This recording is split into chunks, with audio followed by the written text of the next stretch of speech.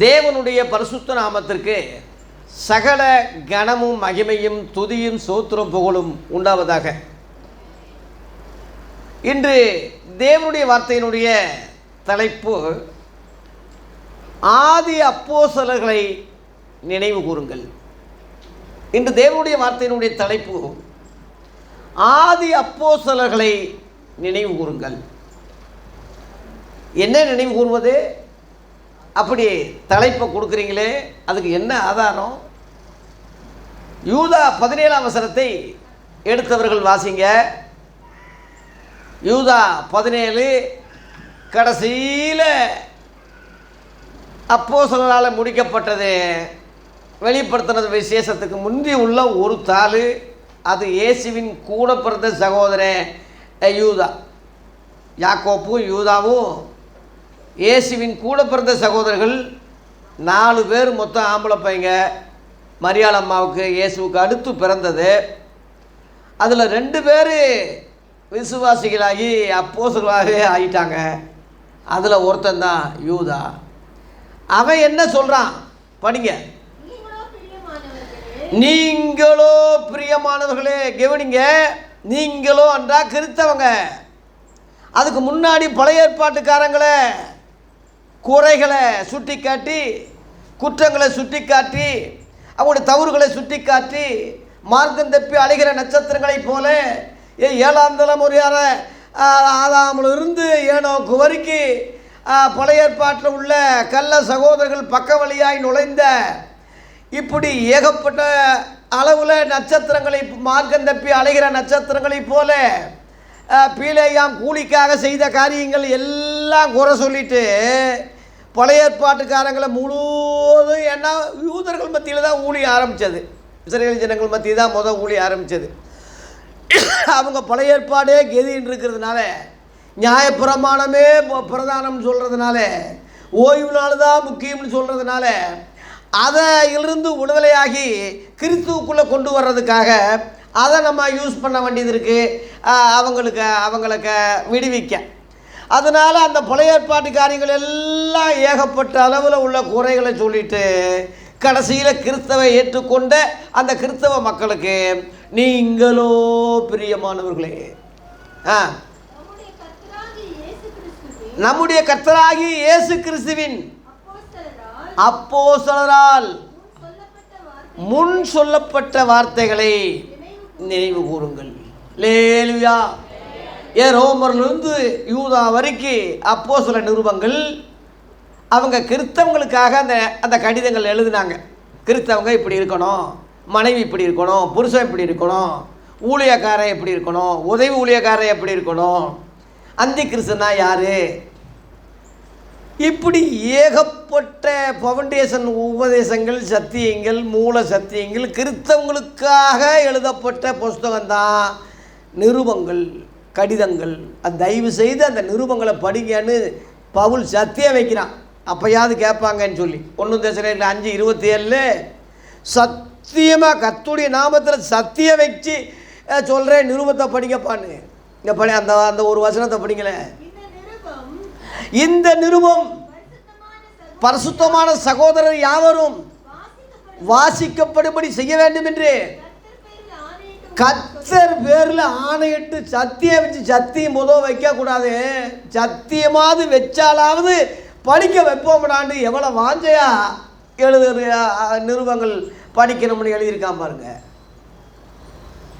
அந்த நிருபங்கள் சிலருக்கு இளைஞலாக இருக்கு, புரட்டுறாங்க என்று பேதுரு சொல்கிறான்.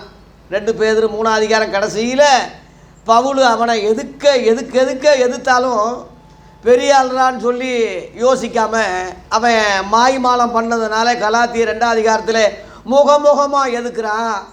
பேதுரு அதை அட்ஜஸ்ட் பண்ணிக்கிட்டு நிசந்தான் அவர் எதிர்த்தது கரெக்டுன்னு சொல்லி கடைசியில் பவுலை வையாமல் மெச்சுறான். அவன் நிருபங்கள் கரெக்டானது. கொலோசி 4ஆம் அதிகாரம் 16ஆம் வசனத்தில் வீட்டிலே கூடி வருகிற சபையை அந்த நிருபங்களை படிங்க, இங்கேருந்து வந்தது அங்கே படிங்க, அங்கேருந்து இங்கே வந்தது படிங்க. ஆகவே கிறிஸ்தவர்களுக்கு எழுதப்பட்டது நிருபங்களே தவிர மோசேயின் ஆகமங்கள் அல்ல. அது ஒரு முக்காடுன்னு பவுல் சொல்கிறான். அது கிறிஸ்துவால் நீக்கப்பட்டதுன்னு சொல்கிறான். ஆகவே நான் சொல்கிறேன்னு ஏன் சொன்னது தான் சத்தியம். கிறிஸ்தவங்களுக்கு பழைய ஏற்பாட்டுக்காரன் கிறிஸ்தவன் அல்ல, அவன் யூதே, இஸ்ரவேலே. நியாயப்பிரமாணம் தான் அவனுக்கு முக்கியம். அதிலிருந்து அவனுக்கு விடுதலை கிடையாது. இயேசு வர்ற வரைக்கும் அது சொல்லப்பட்டதே தவிர இயேசு நியாயப்பிரமாணத்துக்கு முடிவாக இருக்காருன்னு ரோமர் 10:4 போட்டிருக்கு. அப்போஸ்தலர் 13:39 நியாயப்பிரமாணத்தினாலே எவைகளிலிருந்து விடுதலையாகி நீதிமானாக்க கூடாமல் இருந்ததோ இவரை விசுவாசிக்கிற இவரை கொண்டு அந்த நியாயப்பிரமாணத்திலிருந்து விடுதலையாகி இயேசு கிறிஸ்துவாலே நீதிமானாக்கப்படுகிறான் என்று தெரிஞ்சிருக்க கடவுதுன்னு சொல்கிறான். லேலுயா. ஆகவே அப்போஸ்தலரால் முன் சொல்லப்பட்டதை நினைவு கூறுங்க. பழைய ஏற்பாட்டில் அப்போஸ்தலர்கள் கிடையாது, அதனால் பழைய ஏற்பாட்டை நினைவு கூறுங்க நீங்கள் சொல்லலை. புதிய ஏற்பாட்டிலே அப்போஸ்தலர்கள் முத அப்போஸ்தலர் இயேசு தான். ரெண்டாவது லூக்கா 6:13 படி அவரால் அந்த ஸ்தானத்தில் நியமிக்கப்பட்ட அந்த 12 அப்போஸ்தலர்னு பேரிட்டு உலகம் முழுவதும் அனுப்ப சுவிசேஷம் சொல்லுங்கன்னு சொன்னார். சுவிசேஷம் என்ற வார்த்தையே மார்க் 1:1 படி ஆரம்பமே புதிய ஏற்பாடு தான். பழைய ஏற்பாடு சுவிசேஷம் இல்லை. சுவிசேஷம்னா அது சமஸ்கிருத பாஷை, சரியான தமிழில் நற்செய்தின்னு இருக்கு. நற்செய்தின்றா அர்த்தம் என்ன? லூக்கா 2:10 சொல்லும் போது என்ன சொல்லப்பட்டிருக்குன்னா, இன்று கர்த்தராகிய இயேசு கிறிஸ்துவின் இரட்சகர் உங்களுக்கு தாவீதின் ஊரில் பிறந்திருக்கிறார், இதோ ஒரு நற்செய்தி அறிவிக்கிறேன்னு அங்கே போட்டிருக்கு. நற்செய்தின்னு சொல்லுவதே இயேசு பிறப்பு தான். பழைய ஏற்பாட்டில் இயேசு பிறக்காததுனால நற்செய்தி பழைய ஏற்பாட்டில் இல்லை. புதிய ஏற்பாட்டில் சுவிசேஷம் சொல்கிறதும் நற்செய்தின்னு சொல்கிறதும் காஸ்பல்னு சொல்கிறது ஒரே பொருளுடையது தான். ஆகவே சுவிசேஷம் சொன்னாலே அது புதிய ஏற்பாடு தொடக்கம்தான். இந்த வேற்றுமைகளை தெரியாதனால நான் இதை அடிக்கடி சொல்ல வேண்டியதாக இருக்க தவிர, இதே சத்தியங்களே ஐயா பல முறை சொன்னாலும் இந்த வேற்றுமைகள் தெரியாததுனால புதிய ஏற்பாடுன்னு உடைச்சி சொல்ல வேண்டியது இருக்குது. வேறு வழி இல்லை. இப்படி சொன்னாலாவது விளங்கி, வேறு வழி இல்லையே. புதிய ஏற்பாடுன்னு கையில் இருக்குது, அது சொல்லித்தானே ஆகணும். சொல்லலையா, தெரியல. ஆகவே இனிமேல் இந்த காரியங்கள் விளக்கி சொல்கிறதுக்கு தான் அந்த வேதாகமத்தில் உள்ளதையே பயன்படுத்துகிறேனே தவிர என் சொந்த கருத்தோ எவனோ சொல்லி கொடுத்ததோ வெளிநாட்டிலிருந்து ஏதோ ஒரு துறை சொல்லி கொடுத்ததோ நான் சொல்லலை. ஆகவே ஆதி அப்போஸ்தலர்களுடைய உபதேசங்களை சத்தியங்களை நினைவு கூறுங்கள் என்ற அந்த தலைப்பில் ஒரு 5 காரியம் 5 பாயிண்ட் சீக்கிரமாக டக்குன்னு சொல்ல போகிறேன். முதல் பாயிண்ட்டு மத்தேயு 16 அதிகாரத்திலே 6-12 வரை ஆண்டவராகிய இயேசு கிறிஸ்து முதல் அப்போஸ்தலராக இருப்பதனாலே அவர் சீசர்களுக்கு என்ன சொன்னார்னா, ஏப்பா படிங்க. அதாவது அப்பா இல்லை, அற்புதங்கள் அங்கே நடக்கலைன்னு நீ ஏன் நினைக்கிற? 5 அப்பத்தை 5000 பேருக்கு போஷித்ததும், 4 அப்பத்தை கொண்டு 4000 பேரை போஷித்ததும், 7 அப்பங்களை கொண்டு 4000 பேர் போஷித்ததும், 7 கூட நிறையா எடுத்ததையும் நினைவு கூறாமல் இருக்கீங்களா அப்படின்னு அற்புதங்களை நினைவு கூறுங்கள் என்று இயேசு சொல்கிறார். இயேசுவின் அற்புதங்களை நினைவு கூறுங்கன்னு சொல்கிறார். லேலுயா. இந்த மாத கடைசியிலே 31ஆம் தேதி வரைக்கும் கர்த்தர் உங்களுக்கு செய்த நன்மைகள், இந்த ஆண்டில் முழுவதும் கர்த்தர் செய்த நன்மைகளை எண்ணி பாருங்கள்.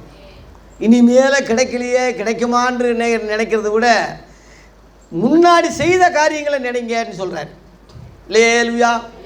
இம்மட்டும் நடத்தினவர் இனியும் நடத்துவார், இம்மட்டும் தேவைகளை சந்தித்தவர் இனி நடத்துவார். வியாதியில் மறித்து விடுவோமோ என்று நினைத்தது உண்டு, காப்பாற்றிருக்கிறார். இந்த தேவைகள் எப்படி சந்திக்கப்படும்னு நினைச்சிருக்கோம், சந்திச்சிருக்கார். ஐயோ பணமே இல்லையே, கொடுத்துருக்கிறார். இவைகளெல்லாம் நம்ம அனுபவிக்கிற நமக்கு தான் தெரியுமே தவிர உலகத்தில் இருக்கிறவங்களுக்கு தெரியாது. ஆகவே அற்புதங்களை நினைவு கூறுங்கள். ஏன் நினைவு கூறாமல் இருக்கீங்க? ஏன் சொல்கிறாரு, நான் செய்த அற்புதங்களை நினைவு கூறுங்க. லேலுயா. நேரத்தை கருதி சீக்கிரமாக போகிறேன். 2வது பாயிண்ட்டு, லோத்தின் மனைவியை நினைவு கூறுங்கன்னு சொல்கிறார். லூக்கா 17:32 இன்னொருத்தன் மனைவியை நம்ம நினைக்க கூட கூடாது. ஆனால் இவர் சொல்கிறாரு, லோத்தின் மனைவியை நினைத்து கொள்ளுங்கள். ஏன்?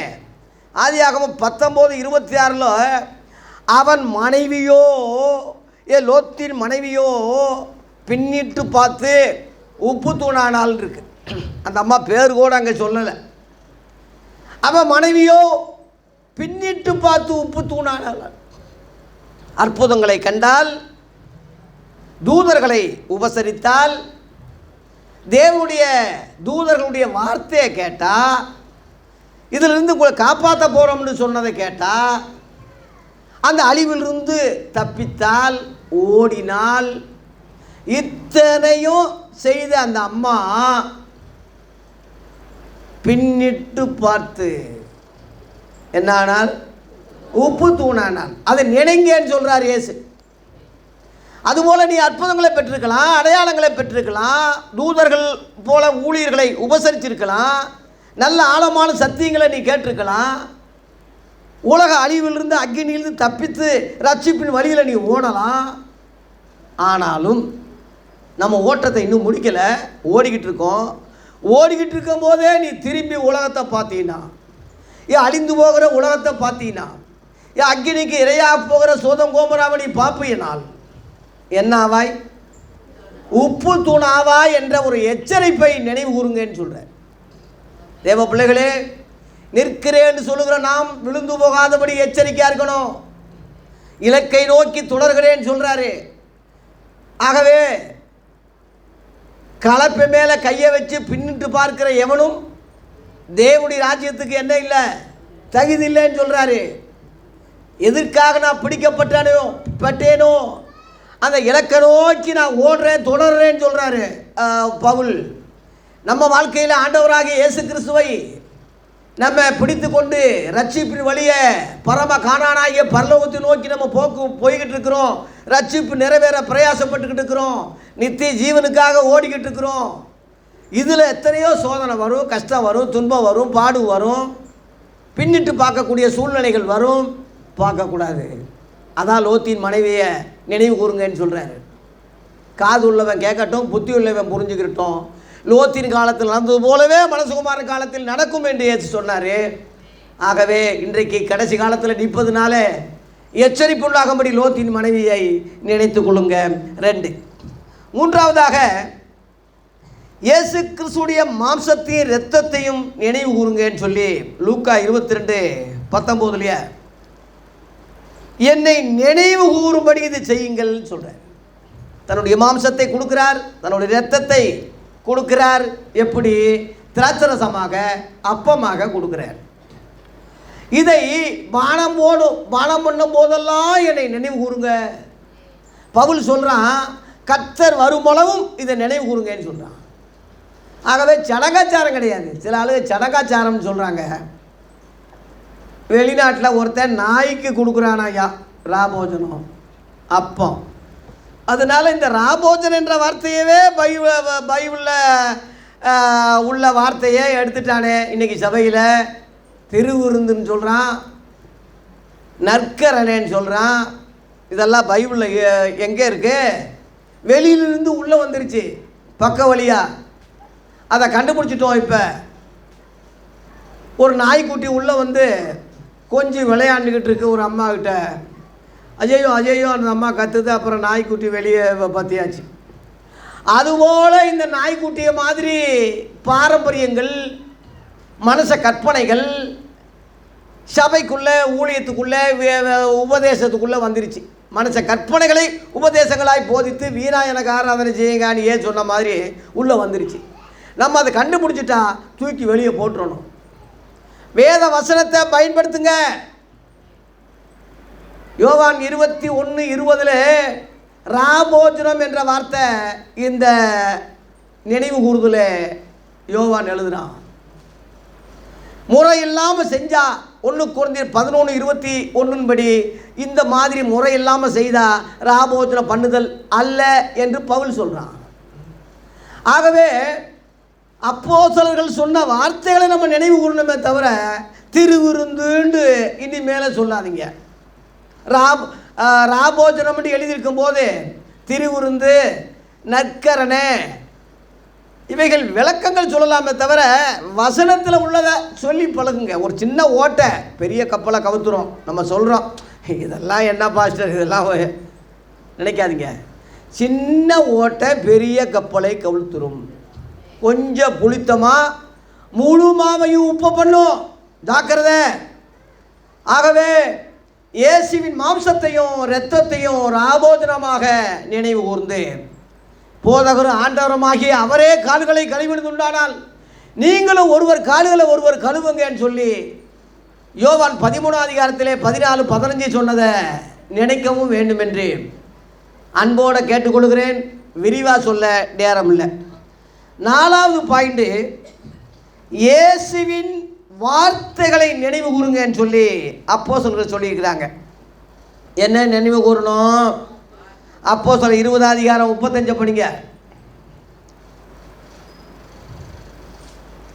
அப்போஸ்தலர் 20:35 படிங்க. இப்படி பிரயாசப்பட்டு பலவீனரை தாங்கவும் வாங்குவதை பார்க்கிலும் கொடுப்பதே பாக்கியம் என்று கர்த்தராகி இயேசு கிறிஸ்து சொன்ன வார்த்தைகளை நினைக்கவும் வேண்டும் என்று எல்லா விதத்திலையும் நான் பாடுபட்டேன், பிரசங்கம் பண்ணேன்னு பவுல் சொல்கிறான். அல்லேலூயா. வாங்குவதை பார்க்கிலும் கொடுப்பதே பாக்கியம். இதைத்தான் அருமையான போதகர் ஐயா அவர்கள் அறிவிப்பாக சொன்னாங்க. நடைமுறையில் அதை காட்டுறாங்க. 1 மாதம் அளவு தேவாலய பணிகளுக்காக சென்ட்ரிங் சர்ச்சு போடுறதுக்காக அறிவிப்பு கொடுத்து கவர் கொடுத்து பிரயாசப்படுறாருன்னா அவர் சபைக்கில்லை. அவர் சபைக்கில்லை. ஒரு உண்மையாக ஊழியம் செய்கிற, பிரசங்கம் பண்ணுகிற, உண்மையாக தேவ வார்த்தைகளை சொல்லுகிற ஒரு எளிய ஊழியக்காரருக்காக அது அடியன் தான். வாங்குவதை பார்க்கலும் கொடுக்கறதே பாக்கியம். இன்னைக்கு வாங்கத்தான் ஆசைப்படுறானே தவிர இப்போ இந்த புஸ்தகங்கள் முழுவதும் ஊழியர் கூட்டத்தில் ஏன் ஃப்ரீயாக கொடுக்குறேன்னா ஊழியக்காரங்களுக்கு வாங்க மாட்டாங்க. காசை கொடுத்து அவங்கெல்லாம் ஒரு தீர்மானம் பண்ணிட்டாங்க, கொடுப்பதை பார்க்கலும் வாங்குவதே பாக்கியமாக தீர்மானம் பண்ணதுனால எல்லாருக்கும் நம்ம ஃப்ரீயாக கொடுக்க வேண்டியது இருக்குது. இந்த தேவ மனுஷன் நம்ம ஊழியக்காரர் ஐயா வித்தியாசமானவர், கொடுங்கன்னு சொல்கிறாரு. இயேசு சொன்னார், கொடுங்கள் அப்பொழுது கொடுக்கப்படும், எந்த அளவினால் அளக்கிறீர்களோ அந்த அளவினால் உங்களுக்கும் அளக்கப்படும். அது அப்போஸ்தலர்கள் இந்த பவுலுக்கு சொல்லியிருக்காங்க. சொன்னதை இவன் சொல்கிறான், அதை நினைவு கூற வேண்டும். பலவீனரை தாங்கவும் எளியவர்களை தாங்கவும் இயேசு சொல்லியிருக்காரு. இந்த சிறியவனுக்கு எதை செய்தீர்களோ அது எனக்கே செய்திகள்னு சொன்னாரே. இன்னொரு காரியம் நினைவு கூற வேண்டிய, இயேசுவினுடைய காரியம் இன்னொரு காரியம் நினைவு கூற வேண்டியது இருக்குது. எபிரேயர் 12:3. நமக்கு ஏகப்பட்ட கஷ்டங்கள், துன்பங்கள், பாடுகள், ஏகப்பட்ட பிரச்சனைகள். என்னை மாதிரி யாரும் இல்லை, எனக்கு மாதிரி எந்த கஷ்டமும் இல்லை, எதுக்கெடுத்தாலும் தன்னை பெருசாக நினச்சிக்கிடுவாங்க. அவங்களுக்கு தான் இந்த வசனம் படிங்க. ஆகையால் நீங்கள் இளைப்புள்ளவர்களாய் உங்கள் ஆத்துமாக்களை நீங்கள் சோர்ந்து போகாமல் இருக்கணும்னா தமக்கு விரோதமாய் பாவிகளால் செய்யப்பட்ட இவ்விதமான விபரீதங்களை சகித்த அவரையே நினைத்துக்கொள். எவரை? இயேசு கிறிஸ்து. இயேசு கிறிஸ்துவை எப்படி அவர் வாயை திறவாது இருந்தால் ஆட்டை போல எவ்வளோ வஞ்சாங்க, திட்டினாங்க, முகாந்திரம் இல்லாமல் அடித்தாங்க. முழுவதும் அடிக்கப்பட்டார். முள்முடி சூட்டி கேலி பண்ணாங்க, முத்தம் செய்து அவரை கேலி பண்ணாங்க, ராஜாவே வாழ்கைன்னு லந்து பண்ணாங்க. தூசண வார்த்தைன்னா அது கெட்ட வார்த்தையாக தான் இருக்கும், அங்கே போட்டிருக்கு. அவ்வளவும் சகித்தாரியா ஒரு தேவகுமாரே, உலக இரட்சகர், பிதாவின் வலது பாசத்திலே அவர் செல்ல பிள்ளையாய் மடியில் உட்காரக்கூடிய ஒப்பற்ற ஒரு இரட்சகர் இந்த பாவிகளாலே, இந்த அநியாயமான அயோக்கியர்களாலே, துரோகிகளாலே எவ்வளவு சகிச்சார் நினை. இதை நினைங்க. நம்ம நினைச்சோம்னா நம்ம கஷ்டம் ஒன்றுமே இல்லை. அல்லேலூயா. இயேசுவை நினைத்து கொள்ளுங்க. விபரீதங்கள் சகித்து அவரை நினைங்க. உங்கள் கஷ்டம் சாதாரணமாக போயிடும். ஆமாம், ஒரு சின்ன கல் பக்கத்தில் வச்சு பார்த்தா பெருசாக தான் தெரியும், மலை மாதிரி. அப்படியே கொண்டு போனீங்கன்னா சின்ன கல்லாக போயிடும். உனக்கு கீழே உள்ளவர் கோடி நினைத்து பார்த்து நிம்மதி நாடுன்னு சொல்லி ஒரு புலவர் எழுதியிருக்கான். நான் தான் நினைக்கக்கூடாது. ஏகப்பட்ட பரிசுத்தவான்கள், ஏகப்பட்ட இரத்த சாட்சிகள், ஏகப்பட்ட அப்போஸ்தலருடைய பாடுகள் எல்லாம் பாருங்க. நம்ம கஷ்டம் ஒன்றுமே இல்லை. நம்மளையே நம்ம பார்க்கக்கூடாது, நம்மையே நம்ம புகழக்கூடாது. உன் வாய் அல்ல புறத்தையானே உன்னை புகழ கடவுதுன்னு இருக்கு. ஆகவே நீ பெரிய இவன் மாதிரி, நீ பெரிய யோபு மாதிரி செய்கிற பெரிய இவன் மாதிரி பிரிட்டல் பண்ணக்கூடாது. இயேசுவை நினைத்து கொள்ளுங்கள். லேலுயா. 5வது சொல்லி முடிக்கிறேன். வேத வசனத்தை உங்களை போதிக்கிற தேவ ஊழியர்களை நீங்கள் நினைக்கணும், மறக்கக்கூடாது. எபிரேயர் 13 எடுங்க, டக்குன்னு எடுங்க. எபிரேயர் 13:7 படிங்க. தேவ வசனத்தை உங்களுக்கு போதித்து உங்களை நடத்தினவர்களை நீங்கள் நினைத்து அவங்களுடைய நடக்கை முடிவை நன்றாய் பார்த்து அவங்க விசுவாசத்தை என்ன செய்யுங்க, பின்பற்றுங்க. உங்கள் ஊழியர்களை உங்களை நடத்தினவர்களை நினைங்கன்னு இருக்கு. பண்டிகை நாள் வரும்போது, விசேஷ நாட்கள் வரும்போது, நல்ல துணி எடுக்கும்போது உங்கள் பாஸ்டரை நினைக்கணும். நல்ல விருந்து சாப்பாடும் போது உங்கள் ஊழியக்காரனை நினைக்கணும். இத்தனைக்கும் காரணம் எங்கள் ஊழியக்காரர் தானே. சாராயம் குடிக்கிறவனை திருத்தி, கஞ்சா குடிக்கிறவனை திருத்தி, சீரட்டு குடிக்கிறவனை திருத்தி, சினிமா பார்க்குறவனை திருத்தி, ஏகப்பட்ட அளவில் வீண் செலவு செய்யக்கூடியவனை திருத்தி அவனை நீதிமானாக்கி சபையில் சேர்க்கும் போது அவன் செலவு பண்ணது, அவன் துன்மார்க்கத்துக்கு செலவு பண்ணதெல்லாம் லிஸ்ட்டு போட்டால் பல ஆயிரங்கள் ஒரு மாதம் செலவு பண்ணியிருக்கான். அத்தனையும் மிச்சம் வச்சது ஊழியக்காரன் தானே. உன்னை மனுஷனை ஆக்கினது ஊழியக்காரன் தானே. உன்னை நீதிமானம் ஆக்கி தேவ பிள்ளையாக உன்னை சேர்த்தது ஊழியக்காரன் தானே. அவனை மறக்கலாமா? மறக்கலாமா ஐயா? அருமையான உங்களுக்கு நல்ல தேவ ஊழியர்கள், தேவ மனுஷன், உங்களுக்கு நல்ல ஒரு அப்போஸ்தலரை கர்த்தர் இந்த சபை கொடுத்துருக்கிறார். போகிறவன் போகட்டும், இருக்கிறவன் நினைவு கூறுங்க. நாங்கள் யார் இடத்துல போவோம் அப்படின்னு சொன்னாங்க. ஏசு போகிறீங்களான்னு கேட்டார் சீசர்களை. யார் இடத்துல போவோம்? நித்திய ஜீவசனம் எங்கே இருக்கு? உம்மிடத்தில் உண்டு. நீரே ஜீவனுள்ள தேவனுடைய குமாரனாகிய கிறிஸ்து என்று நாங்கள் அறிந்தும் விசுவாசித்தும் இருக்கிறோம். அநேகர் அறிந்தும் விசுவாசித்தும் சபையை விட்டு போயிட்டாங்க. நாங்கள் இருக்கிறோம்னு சொன்னாங்க. முடிவு வரிந்து நிலை நிற்பவனே ரட்சிக்கும். சத்தியத்தை விட்டு போயிடாதீங்க. நான் சொல்கிற வசனம் யோவான் 6:66-67 இருக்கு. நிற்கிறோம்னு சொன்னாங்க. ஆகவே நிற்கணும். சபையில் ஊழியக்காரனை விட்டு போகக்கூடாது. ஊழியக்காரனை கஷ்டம் துன்பம் வரும்போது விசுவாசிய வீட்டில் கூடி ஜெபிச்சாங்க. பேதுரு அவன் பாட்டு தூங்கிக்கிட்டு இருக்கான். அப்போஸ்தலர் 12ஆம் அதிகாரத்தில் கதவை உடைச்சி பேதுரு ஆண்டவர் கூட்டி வந்தார். அல்லேலூயா. ஊழியக்காரன் மனுஷன்தான், தெய்வம் கிடையாது. பாடு உள்ள மனுஷன்தான். உங்கள் ஜெபம் தேவை, உங்கள் உதவி தேவை. நீங்கள் அவரை நினைக்கணும், அவரை சங்கடப்படுத்தக்கூடாது. சங்கடப்படுத்தினா உங்களுக்கே டேஞ்சர். அதில் நீங்கள் அந்த வசனத்திலேயே நீங்கள் 13 படிங்க, 17 படிங்க. 17 எபிரேயர் 13:17 படிங்க. எபிரேயரில் 13 உங்களை நடத்துகிறவர்கள் உங்கள் ஆத்துமாக்களுக்காக அவங்க உத்தரவாதம் பண்ணுகிற படியாலே அவங்க விழிப்புனா ஜெபத்தை குறிக்கும். உங்களுக்காக அவங்க உபவாசம் பண்ணி ஜெபிக்கிறதுனால, இரவும் பகலும் உங்களுக்காக ஜெபிக்கிறதுனால பாயிண்ட். அவங்க துக்கத்தோடு அல்ல, சந்தோஷமாக அந்த ஊழியத்தை உங்களுக்காக செய்யும்படி அவங்களுக்கு கீழ்ப்படிந்து அடங்குங்க. அடங்காவிட்டால் அவங்க துக்கத்தோடு செய்வாங்க. ஆனால் உங்களை மறக்க மாட்டாங்க, விட்டு கொடுக்க மாட்டாங்க உங்களுக்காக ஜெபிச்சு. ஆனால் அப்படி செஞ்சால் அது உங்களுக்கு பிரயோஜனமே இருக்காதுன்றது. அதனால் தேவ ஊழியர்களை, உண்மையான ஊழியர்களை துக்கப்படுத்தாதீங்க. நான் 40 ஆண்டு காலமாக ஏறக்குறைய ஊழியம் செய்கிறேன். உண்மையாக இருக்கேன், உத்தமமாக இருக்கேன், தெரிஞ்ச கொஞ்சத்தில் உண்மையாக இருக்கேன். எனக்கு விரோதமாக எழும்பினேன், அநியாயமாக பேசினேன், துன்பப்படுத்தினேன், வேதனைப்படுத்தினவன் முழுவதும் நான் ரொம்ப சங்கடப்பட்டு செய்யும் போதே ஏறக்குறைய மரணம் அவங்கள சந்திச்சிருக்கு. அப்போஸ்தலர் 5ஆம் அதிகாரத்தில் பேதுருக்கிட்ட அனனியா சப்பியால் டக்கு டக்குன்னு விழுந்து செத்த மாதிரி நிறைய, நான் அதை சபிக்கலை, அவங்க செத்துருக்காங்க, ரொம்ப பேர் செத்துருக்காங்க.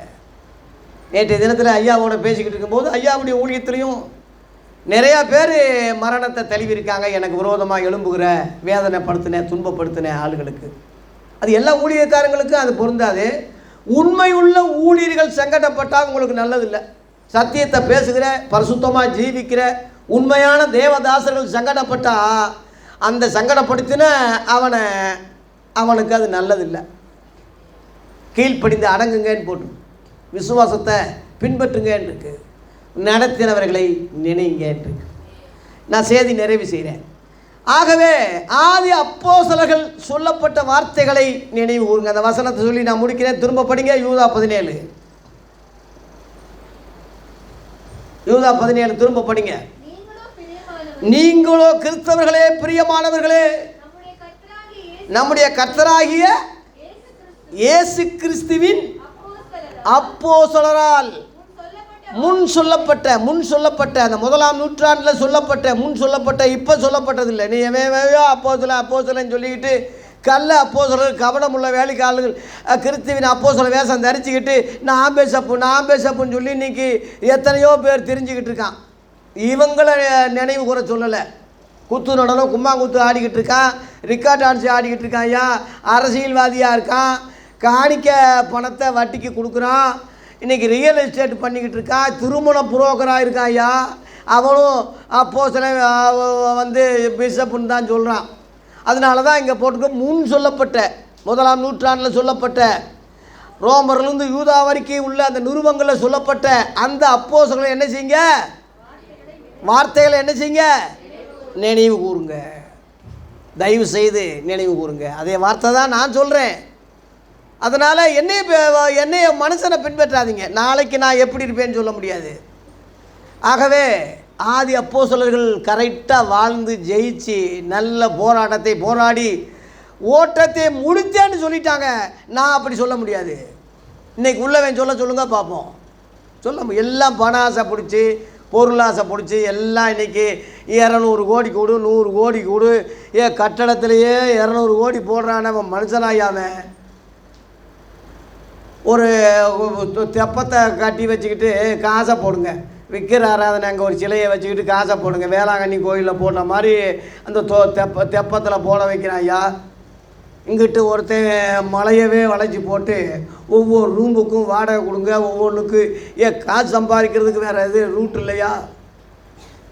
மணிப்பாசில் தானாக பணம் வந்துடுமா? ஒரு ஐயா சொல்கிறார், நீங்கள் கொடுத்தீங்கன்னா உங்கள் மணிப்பாசில் தானாக உங்கள் பேங்க் பேலன்ஸு ஏறிடும், செல்ஃபோனில் கரண்ட்டு சார்ஜ் ஆகிடுமா? ஐயா இந்த மாதிரி சொல்லக்கூடிய நாதாரிகளை இன்றைக்கி உலகம் முழுவதும் நிரம்பியிருக்கு. அதனால் இவங்களை பின்பற்றாதீங்க. சிரிப்பின் உபதேசம்னு ஒருத்தன் சிரிச்சுக்கிட்டு இருக்கான். அதனால் இன்றைக்குள்ள நாதாரிக, இன்றைக்குள்ள ஆளுகளை எவனையும் நம்பாதீங்க, பின்பற்றாதீங்க. எதுக்கு எடுத்தாலும் ஃபோன் பண்ணி ஜோசிக்காரன் மாதிரி ஒரு சில ஊழியர்களை வச்சுக்கிட்டு இருக்கு. எல்லாத்தையும் தயவு செய்து விட்டுட்டு ரோமர்லேருந்து யூதா வரைக்கும் உள்ள ஆதி அப்போஸ்தலர்களுடைய வார்த்தைகளை என்ன செய்யுங்க, நினைவு கூறுங்க. உங்கள் கேள்விகளுக்கெல்லாம் அவங்க பதில் சொல்லியிருக்காங்க. நீங்கள் என்னென்ன நினைக்கிறீங்களோ அவங்களுக்கெல்லாம் அவங்க பதில் சொல்லியிருக்காங்க. தேடுங்க, பாடிங்க, கண்டுபிடிங்க. பழைய ஏற்பாட்டை நிழலாக வச்சுக்கோங்க. பின் கண்ணாடி, ஒரு வண்டியில் போகிறீங்க, பின் கண்ணாடி பார்த்துக்கலாம், தப்பு இல்லை, போகக்கூடாது. முன் கண்ணாடி புதிய ஏற்பாடு, பின் கண்ணாடி பழைய ஏற்பாடு. மீனையும் அப்பத்தையும் கர்த்தர் கொடுத்தாரு. அப்பத்தை சாப்பிட்ற மாதிரி மீனை சாப்பிட முடியாது. அப்பம் என்பது புதிய ஏற்பாடு, மீன் என்பது பழைய ஏற்பாடு. பழைய ஏற்பாட்டில் நல்ல கருத்துக்கள் இருக்குது, எல்லாத்தையும் எடுத்துக்கிற முடியாது. நல்ல கருத்துக்களை எழுதி பொல்லாங்காய் தோன்றுகின்ற எல்லாவற்றையும் விட்டு விலகணும். நல்ல காரியங்களை எடுத்துக்கலாம். அதான் மீன். கறிக்கு மட்டும் சாப்பிடு. முள் மண்டை செதில் எல்லாம் தோல் துருத்தி குந்தாணி எல்லாம் இருக்குது, அது எல்லாத்தையும் திங்க முடியுமா? பழைய ஏற்பாட்டில் உள்ள எல்லாத்தையும் எடுத்துக்கிற முடியாது. புதிய ஏற்பாட்டு அப்பம், நானே ஜீவ அப்பம்னு சொன்னார், வானத்திலிருந்து இறங்கின ஜீவ அப்பம்னு சொன்னார். அதில் கழிக்கிற பொருள் இருக்கா? அப்படியே புதிய ஏற்பாட்டில் கழிக்கிற பொருள் இல்லை, அப்படியே முழுங்கலாம், அப்படியே திங்கலாம். என் மாம்சத்தை புதுப்பித்து என் ரத்தத்தை குடிக்கிறவனுக்கு நித்திய ஜீவன் உண்டு, அவனை கடைசி நாளில் எழுப்புவேன். என் மாம்சம் மெய்யான போஜனம், என் ரத்தம் மெய்யான பானம்னு சொன்னார். ஆகவே இதில் உட்கொண்டு, இதில் நினைவு கூர்ந்து, இதை சாப்பிட்டு நினைவு கூர்ந்து கர்த்தருடைய வருகையில் நம்ம ஆயத்தப்படுத்துவோம். நேரத்தை கருதி சீக்கிரம் முடிக்கிறேன். ஆதி அப்போஸ்தலர்களை நினைவு கூறுங்கள் என்ற தலைப்பை நிறைவு செய்கிறேன். கர்த்தர் நம்மை ஆசீர்வதிப்பாராக. மாலை கூட்டத்தில் வேறொரு தலைப்போடு உங்களை சந்திக்கிறேன். நன்றி, வணக்கம்.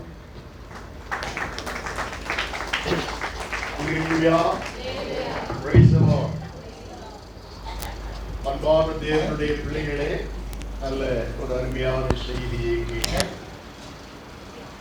பரிசுத்த ஆவியானவர் தொடர்ந்து இந்த வார்த்தைகளினாலே நம்மளை ஆட்சி தேர்ச்சி வழிநடத்த வல்லவராக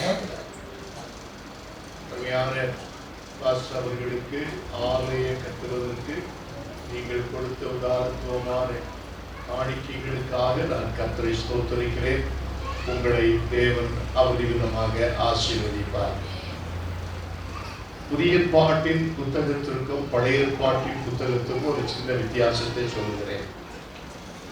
பழைய ஏற்பாட்டில் நிறைய தேவனுடைய தீர்க்கதரிசிகள், ராஜாக்கள், ஆசாரியர்கள், நியாயாதிபதிகள் இவர்களுடைய வாழ்வில் ஏற்பட்ட தோல்விகளைத்தான் அதிகமாக சொல்லப்பட்டிருக்கிறது. மோசே எடுத்துக்கிடுங்க, சிம்சோன் எடுத்துக்கிடுங்க, தாவீது எடுத்துக்கிடுங்க. இப்படி பல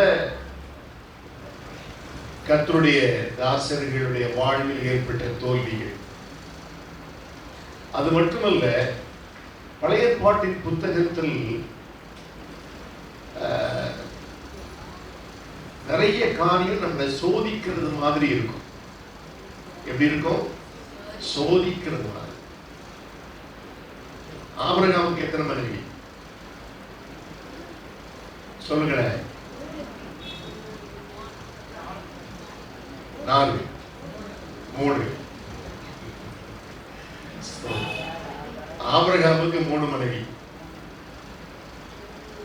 சாராள், ஆகார், கேத்துராள். அதான் கேத்துராள். 25 அதிகாரத்தில் சொல்லப்படுறதா கேத்துராள். தாவீதுக்கு எத்தனை மனைவி? கணக்கிலே இல்லைன்னு சொல்றீங்களா? சாலமோனுக்கு எத்தனை மனைவி?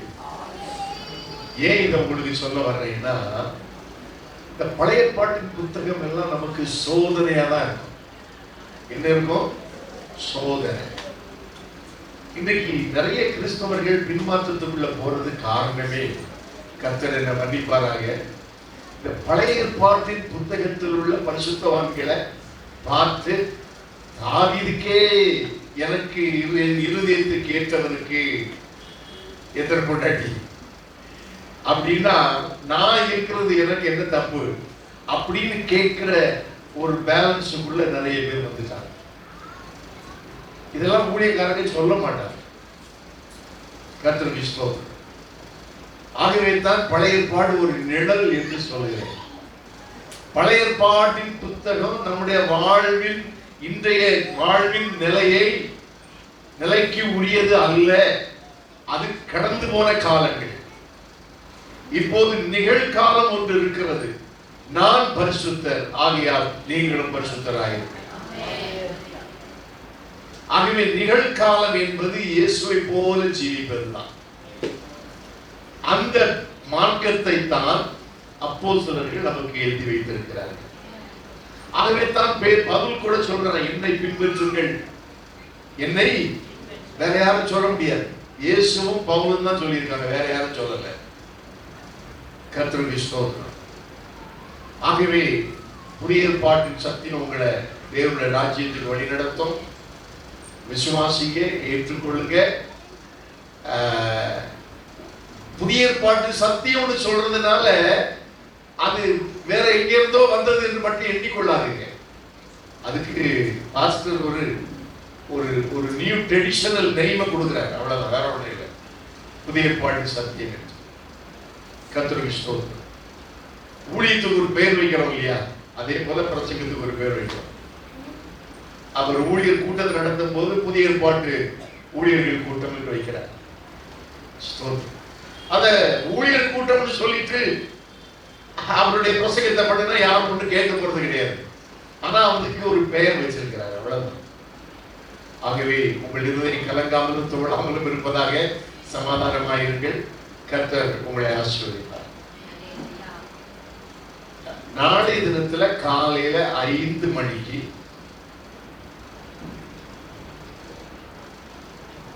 சரியான நேரத்துல ஆரம்பமாகும் வாக்குத்தத்த ஆராதனை. நீங்க யாவரும் கடந்து வரும்படி அன்பாய் கேட்டுக் கொள்ளப்படுகிறீர்கள். பாஸ்டர் அவர்கள் வாக்குத்தத்த ஆராதனை உங்களுக்கு செய்தி தருவார். 40 நாள் ஜெபம் முடிந்து விட்டது. அதனால சபையில ஜெபம் இல்லைன்னு நினைக்காதீங்க. எல்லா நாளும் கதவு திறக்கப்பட்டிருக்கும். நீங்க வந்து ஜெபம் பண்ணலாம். வெள்ளிக்கிழமை உபவாச ஜெபம் உண்டு. அது மட்டுமல்ல,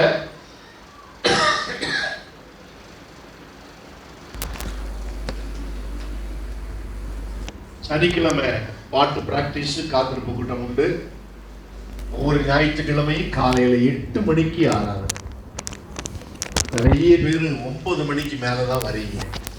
10 மணிக்கு நம்முடைய ஆராதனை நிறைவு செய்ய வேண்டும்.